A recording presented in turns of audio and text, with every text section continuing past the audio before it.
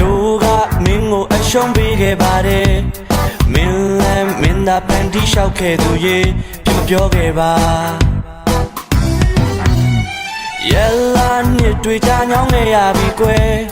တို့ဘဝလှနေချိန်လေးရောက်လို့လာတယ်အတိတ်ကဖြစ်တွေကိုလည်းမေးလိုက်ပြီကွယ်ဘဝသစ်မှာအိုးမေရဲ့ဒီအချိန်မှပြန်တွေ့တာဘာလို့ရမှာလဲဒီအချိန်မှပြန်တွေ့တာဘာလို့ရမှာလဲတို့ဘဝအတွက်မင်းလာချိန်ဟာသိနောက်ကြတယ်လာနဲ့ကွယ်အရင်ရင်ဝင်သေးတော့ပြန်ပါမေရဲ့ဒီအချိန်မှပြန်တွေ့တာဘာလို့ရမှာလဲဒီအချိန်မှပြန်တွေ့တာဘာလို့ရမှာလဲတို့ဘဝအတွက်မင်းလာချိန်ဟာသိနောက်ကြတယ်လာနဲ့ကွယ်မနှင်းချင်းမေမဲလဲတမင်းနဲ့ချစ်တဲ့သူရဲ့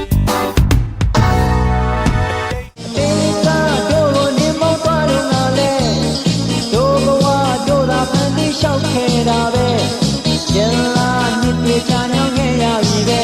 လွန်ခဲ့ပေါ်ခွဲ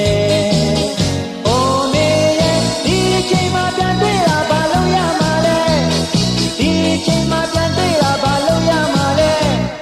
တို့အတွက်မင်းလာချိန်ဟာသိနောက်ကြတယ်လာနဲ့ကွယ်အရင်ရင်ဝင်သေးဖို့ပြန်มาမေရဲ့ဒီအချိန်မှပြန်တွေ့တာဘာလို့ရမှာလဲဒီအချိန်မှပြန်တွေ့တာ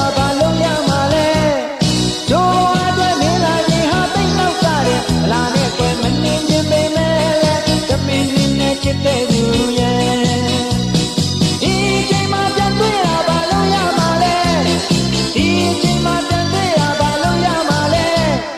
တို့အတွက်မင်းလာခြင်းဟာသိနောက်ကြတယ်လာနဲ့ကွယ်အရင်ရင်ဝင်သေးတော့ပြန်มาမေရဲ့